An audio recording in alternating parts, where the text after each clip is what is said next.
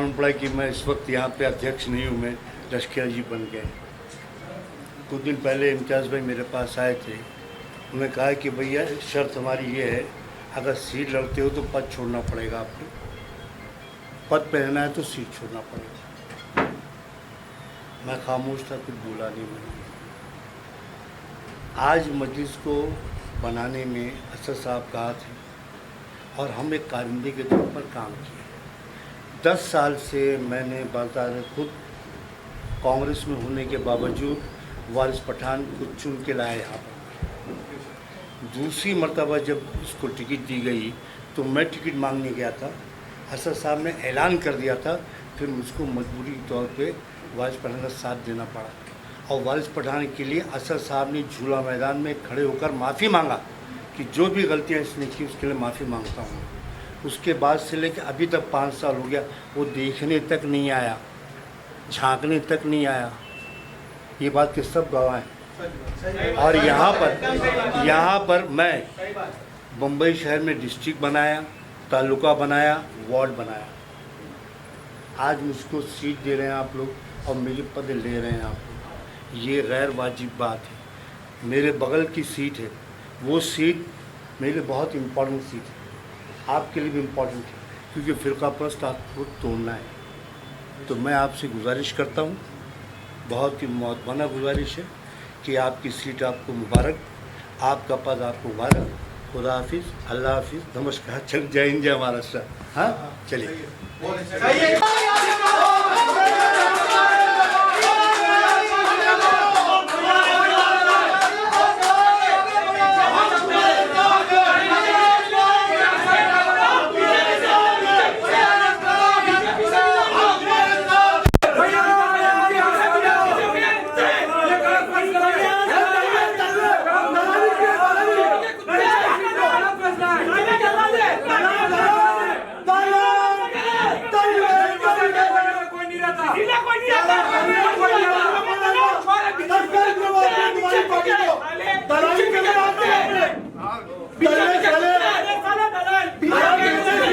वो बिल्डर है राजस्थान के, आपको क्या मालूम? बम्बई की जमीन क्या मालूम? बांग्लादेश की जमीन क्या मालूम? बता बम्बई में कितने वार्ड और तालुका बता। अबे किसने मुसलमान को बता?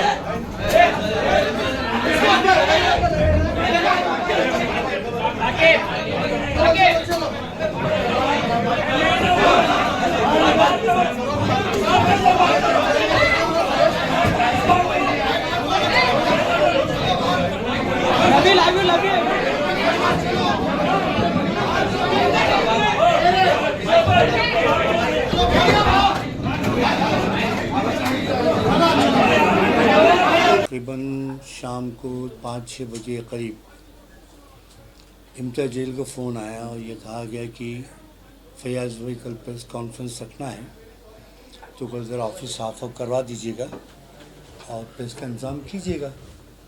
तो मैंने कहा ठीक है, और अमर बारा साहब भी आ रहे हैं। बोले ठीक है। तो मैंने शायद आप लोग को कॉल किया मैंने कि आके बैठ के बात करना हमको। यहाँ पर आने के बाद मैंने मंजर कुछ और ही देखा। जब मैं आया तो उस वक्त इम्तियाज़ जलील साहब आपको मुखातिब थे, अहमद वाला साहब मौजूद थे।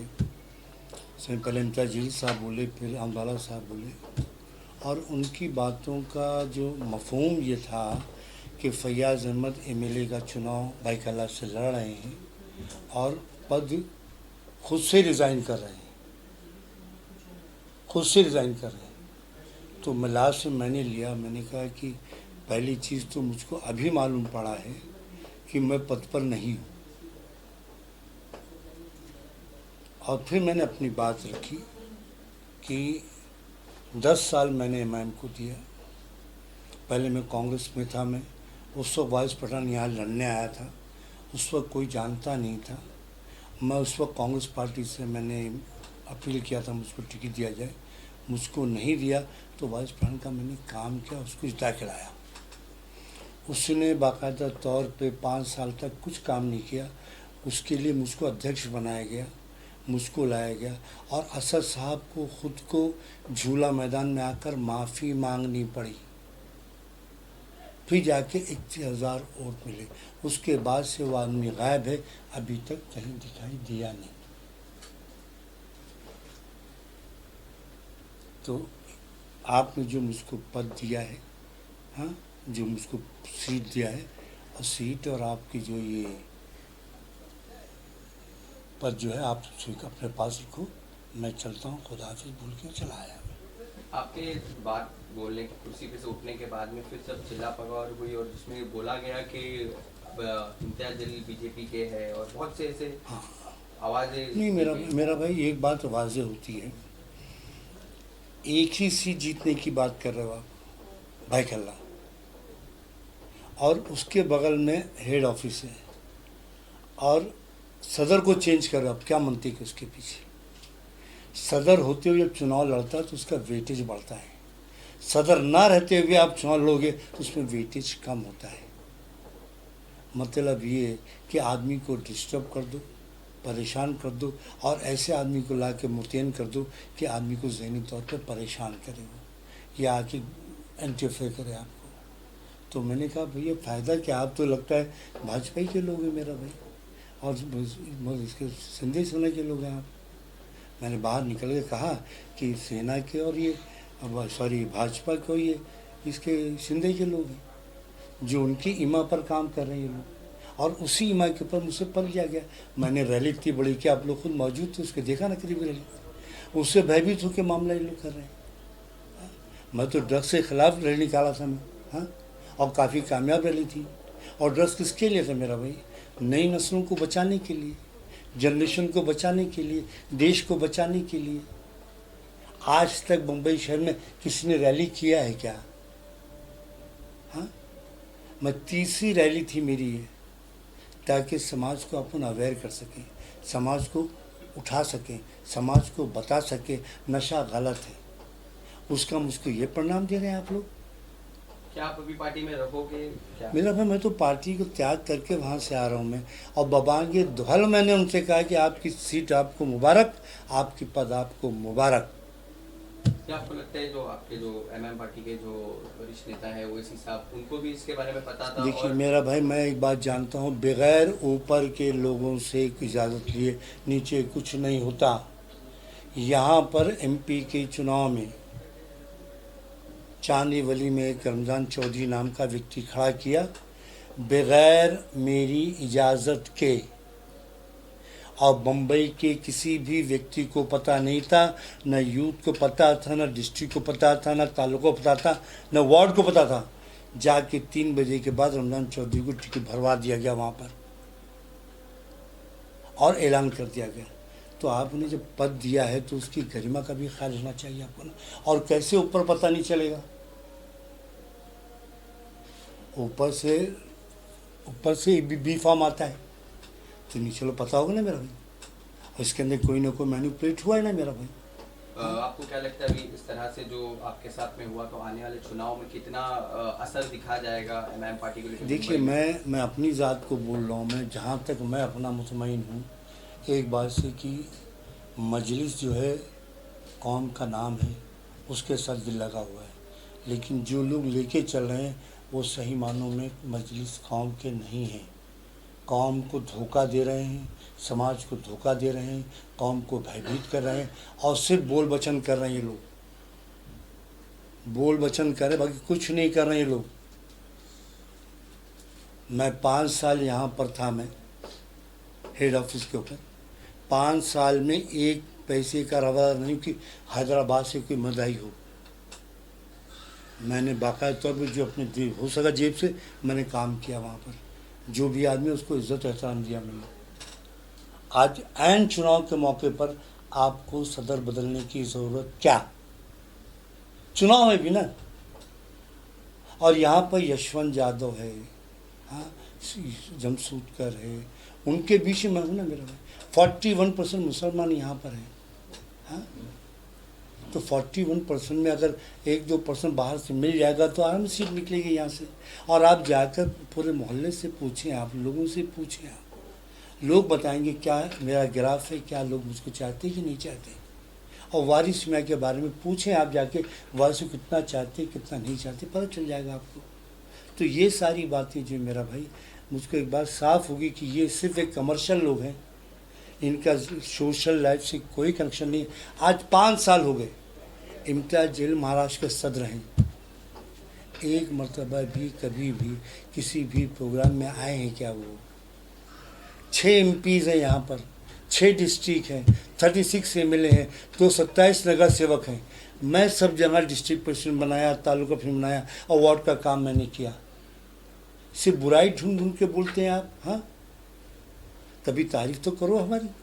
तो ये बात समझ में आ रही है, वो काम से मतलब नहीं है, इनको मतलब है अपने जेब गिराबा को देखना।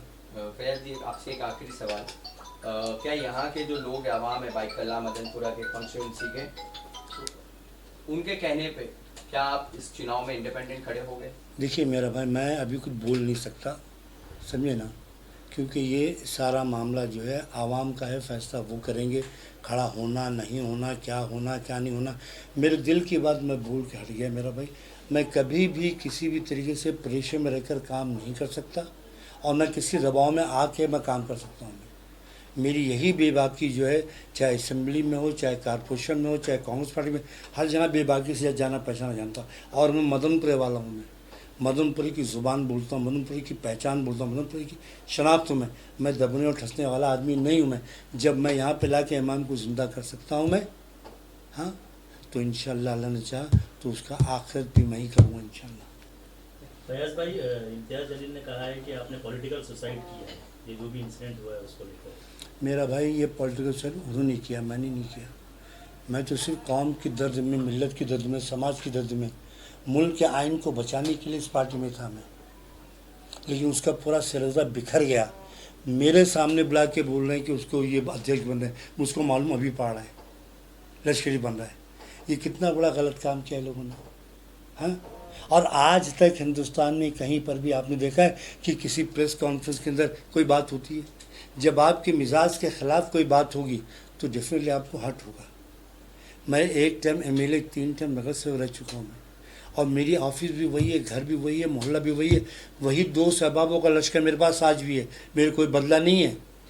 इनका घर पता लगा लो, आप प्रॉपर्टी पता लगा लो, सब मालूम पड़ेगा कौन कितना दम है, कितना खम है इनके अंदर। आज तुम हैदराबाद से यहाँ पे आए ना, हाँ, आपको स्वागत किया ना हमने, प्यार हो दिया ना आपको, हाँ, लेकिन ये सिर्फ ये सिला दे रहे हैं आप, हाँ। मेरा टिकट भी अनाउंस कर रहे हैं आप लोग, तो टिकट मसला नहीं मेरा, मैं मदनपुर के कांधे पे आखिरी सफ़र करूँगा मैं, हाँ। कांधे देने आप नहीं आओगे, मेरे लोग ही आएंगे ना, तो उनके साथ मैं गद्दारी नहीं कर सकता। जो बात है फैक्ट बोल रहा हूँ आपको मैं। इम्तियाज़ जलील ने ये भी कहा है कि वो आपसे चर्चा करेंगे इस विषय पर। मेरे पास चर्चा देखो लाख करो आप, लेकिन जो बातें हो गई, मैं चर्चा करने के मूड में हूँ ही नहीं, क्योंकि आपने बाबांगे दौल प्रेस कॉन्फ्रेंस में बाकायदा बुलाकर मेरे जहन को आपने ठेस पहुँचाया है। मैं ईमानदारी से काम करने वाला, 10 साल मैंने MIM पार्टी को दिया है मैंने। एक तुम्हारे लूले लंगड़े आदमी को मैंने लेके झेला हूँ यहाँ पर मैं, और मैंने पूरा मदनपुर इस बात का गवाह है। आप बाहर निकलिए, किसी से पूछिए ना, आपको सब मालूम पड़ेगा क्या है क्या नहीं है। उस आदमी के पास चुनाव लड़ने के पैसे नहीं थे और इस पर यहाँ पर हमारे यहाँ कितने दोस्त अहबाब है ना, वो लोगों ने चंदा करके चुनाव लड़ा के दिया उसको। वो आदमी ने कभी झांकने हमारे बीच में नहीं आया,